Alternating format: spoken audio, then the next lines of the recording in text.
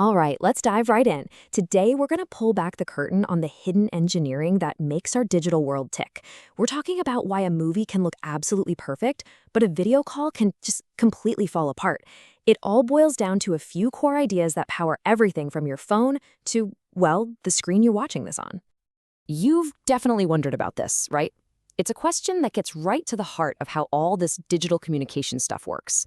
And the answer, it's not magic. It's actually a series of really clever engineering trade-offs between speed, quality, and, of course, cost. And today, we're going to break down exactly how it all fits together. So first things first, we have to understand how we take something from the real world, like sound or light, which is analog, and turn it into a language that computers can actually work with. This is the absolute foundation. Everything else is built on top of this. And it happens in 4 main steps. First, you've got your real-world analog signal. Then, you sample it, which is basically taking a bunch of snapshots really, really fast. After that, you quantize it. You assign a number value to each one of those little snapshots. And finally, you encode those numbers into binary. Yep, the good old ones and zeros that are the bedrock of all digital information. Okay, so you've got your digital data. Now what? How do you actually send it somewhere? Well, the simplest way is something called baseband transmission. You can think of it as the original, no-frills method for getting data from point A to point B. The difference here is pretty straightforward. Baseband sends the data directly, kind of like a bicycle riding down a single path. It's simple, it's great for low speeds. But broadband is like loading that cargo onto a high-speed rocket. It piggybacks the data onto a high-frequency carrier wave, which lets us hit the incredible speeds we're all used to today. Now, even in the slow lane, there are a few different ways to do things. You can change a pulse's height, its amplitude, with PAM, or its width with PWM, or even its position with PPM. But the one to really remember, the most robust method, is pulse code modulation, or PCM. It has the best resistance to noise, which is exactly why it became the standard for things like early digital telephone calls. But look, for high-speed internet, for streaming, for pretty much everything that defines our modern lives, we got to get into the fast lane, and this is where broadband modulation comes into play. So broadband techniques like phase shifting, that's PSK, and quadrature amplitude modulation, QAM, they are built for one thing and one thing only, speed. And they get that speed by cleverly grouping multiple bits of data together into a single symbol. This lets us transmit way more information in the same slice of time.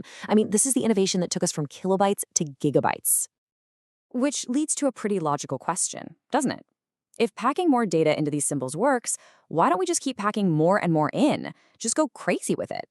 Well, as it turns out, engineers ran smack into a major roadblock. And that roadblock has a name: inter-symbol interference, or ISI. See, when you pack those data symbols too tightly together, they start to bleed into one another. It's like they get blurred. The receiver on the other end can't tell them apart, and poof, your data gets corrupted. This became the fundamental limit for technologies like PSK. And this is where the next huge leap forward happened. QAM was designed to solve this exact problem. How? Well, instead of just changing the timing, or phase, of the wave, it also changes the height, or amplitude. This gives every single symbol its own unique address on a grid, creating way more space between them and making the whole thing much less vulnerable to that interference. And that unlocked even higher speeds. Okay, so we've covered speed. Now let's go back to our original question about quality. This takes us all the way back to that super important second step in our digital journey, quantization. Now, don't let this formula scare you. It might look a little complicated, but all you really need to focus on is that one letter, N. N stands for the number of bits you use to describe each sample of that original signal. And let me tell you, when it comes to digital quality, N is everything.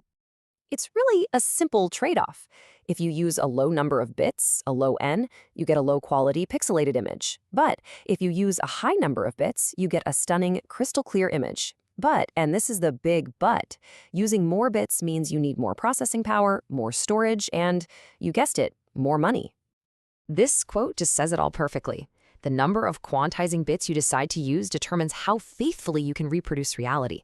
For a big Hollywood movie, you need a massive number of bits to capture every last detail. For a quick video call, you can definitely get away with far fewer. And believe me, the costs are staggering. To shoot a movie in 64K resolution, A studio is looking at spending millions. And not just on the fancy camera, but on the insane amount of cloud computing and data storage needed to handle all that information. In fact, if the quality isn't high enough, streaming services like Netflix will just reject it. No questions asked. So, why should you care about all this foundational engineering stuff? I mean, is this just for an exam? No way. Mastering these principles isn't just for academics. It's the key to understanding and honestly succeeding in our modern digital economy. I mean, think about it. These aren't just abstract theories. PCM is running our phone systems. QAM is delivering our internet. Pulse width modulation, PWM, is absolutely critical for controlling motors and heavy industry. And encoding, that's the very foundation of AI and big data. It's everywhere. And knowing this stuff pays off, literally. A rotating equipment engineer in the mining or oil and gas industry, someone who deeply understands PWM, can earn an incredible salary. Same goes for network engineers who've mastered QM and data scientists who've mastered encoding. The demand is huge. So here's the bottom line. These principles, they are so much more than just textbook knowledge. They are the operating system of the 21st century.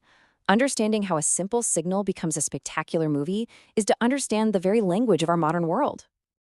And that really brings us to what's next. As we demand more and more realism from VR, more intelligence from AI, the pressure on these foundational techniques is just going to keep growing. The next great innovations aren't just going to be in software. They'll be in how we continue to master this fundamental journey from the analog world to digital code.